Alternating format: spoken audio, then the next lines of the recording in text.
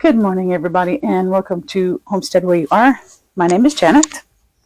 Today I'm going to start a batch of wine, but I kind of wanted to go through some of the supplies that are needed for the winemaking process.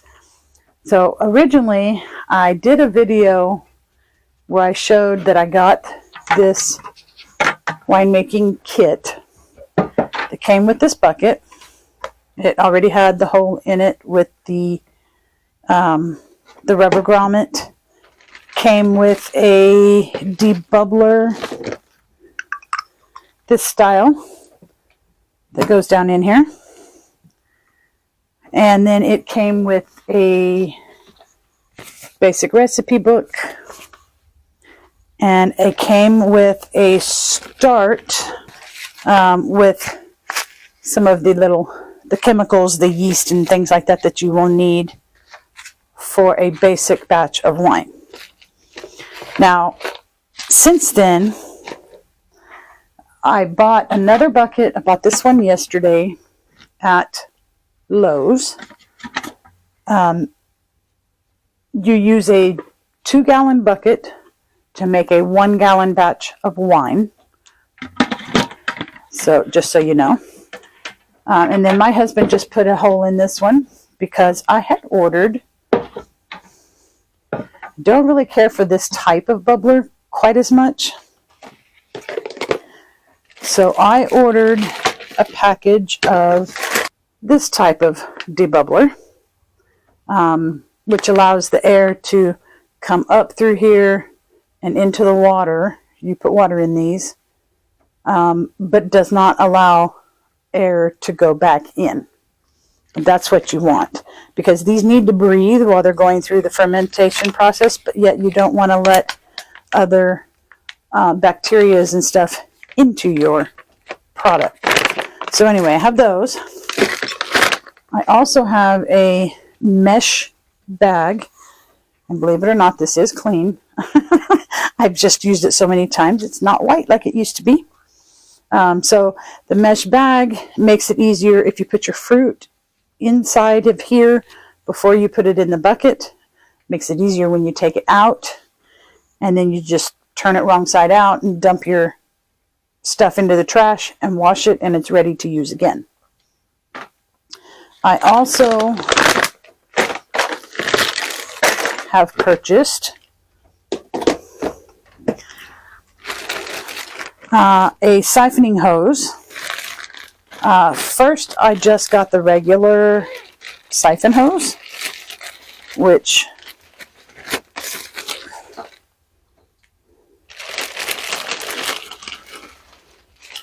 is this right here. So you put this part, after your wine has gone through the first week or so of process, you're going to have to take it from the bucket into, I typically use, let me grab one. This is a 1-gallon glass carboy, but you need to get it from in here to in here without getting all of the sediment, the fruit particles, and all that stuff that are going to settle at the bottom of your bucket. So you use the siphoning hose, you just hold it up a little bit so that you're only getting the liquid. You pump it once or twice to get it started, and then this goes down into your second vessel, and it goes into it through the hose. Since then, the problem that I found is when it's finished, how do you stop the flow? So that became an issue, and I kind of made a mess a couple of times. So I ordered the attachment that goes on the hose end. Put it on here, and once you get the siphon going, this tip goes down inside the bottle, and it has a stop valve. So when you push down on it, when it's inside, the flow is going. When you let go, the flow stops. I have not used that yet. That is the last thing that I ordered. So anyway, I have that. Set this off to the side. You will also need some sort of a food grade sanitizer, which this one actually came with the original kit that I bought. And it's just, you mix it, what is this one? 1 tablespoon per 1 gallon of warm water. So you can use that to clean everything that you're going to use in the wine making process. It's kind of the same thing if you're making kombucha and stuff like that. You want to make sure that everything is clean and sanitized so that you're not introducing any unwanted bacterias and things like that, because it can mess up your final product. It can cause mold. You can have all kinds of issues. So anyway, and then I mixed it up, and I had put, after I mixed my 1 gallon, I used it for my initial cleaning of my new products. Then I put some in a spray bottle, and I'm going to use this when I get ready to start the new batch of wine. And then the other thing that I have is a hydrometer. This kit came with, this is the carrying case or protective case. It has a hydrometer in it, which actually measures the gravity of your wine. You're going to measure it at one point in the beginning process, and then again at the ending process, and that will tell you what your alcohol by volume is, in case you want to know. And then this also came with, oh, where's it at? Oh, there it is.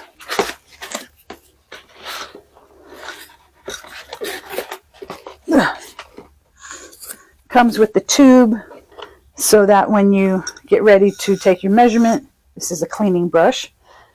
You put your product in the tube.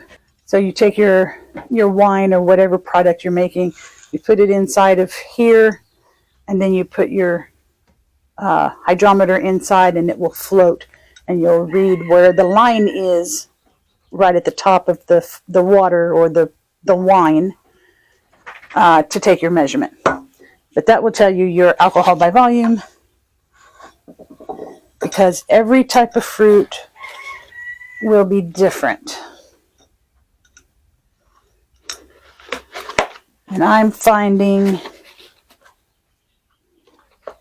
that mine is coming out actually with a pretty high, pretty decent alcohol content. It depends on what you're after, I suppose. But anyway, so that is the basic supplies. And then, of course, whatever you're going to use, you're going to start off in here. It's going to go through a big part of the fermentation process in here, and it's going to foam up and stuff like that, which is why you need a 2-gallon bucket to make 1 gallon wine. Then when you transfer it into here, you're going to go through another waiting process. And typically, a week or 2 in, you're going to siphon again from this one into another empty one, leaving the sediment so that you're not, you want to get rid of it. You want to make a clear product. And then usually a couple weeks later, maybe a month later, it all depends on what type of wine you're using or fruit you're using. If you're starting from fruit or juice, it all makes a big difference in how much sediment there is and how many times you're going to have to, what they call rack, which is moving it from one vessel to another. You're going to have to do that a few times until it becomes clear, or as clear as you want it to be. And when you're making your wine, once you get to the final step and you're ready to bottle it, you will need some sort of bottle to put it in. I use these. with the flip top lid. These particular ones I actually bought at grocery outlet. They were filled with a pink lemonade, which we really didn't care for too much. But if you like it, I mean, that's one way to, you can drink the product that's in it, and then you have a free bottle. Because they were only, I think I paid $1.99 or something like that for each of these. Right now, when you can find them, they're running about $3 for the bottle of juice. And like I said, you just drink the juice and you have the bottle. This is peach wine, which I made. It is dated September 13th of 22. So it's about 1.5 years old. The longer you let it sit, once you get to the final product, the longer you let it sit, the more combined, the more melded it becomes, the smoother it becomes. It starts to lose some of its tannins and stuff like that, which I'll explain later. But it gets much smoother. If you try and drink it early, it's perfectly drinkable. It's palatable, but it usually has more of that, that sour on the cheek and tongue kind of feeling. And it's real. You can definitely tell that it's alcohol. So, like I said, the longer you let it sit, the smoother it will be. So, I'm anxious to try this bottle. But this is what I was talking about. It's even, no matter how many times you rack it. I don't know how well you can see, but there is sediment in the bottom of that.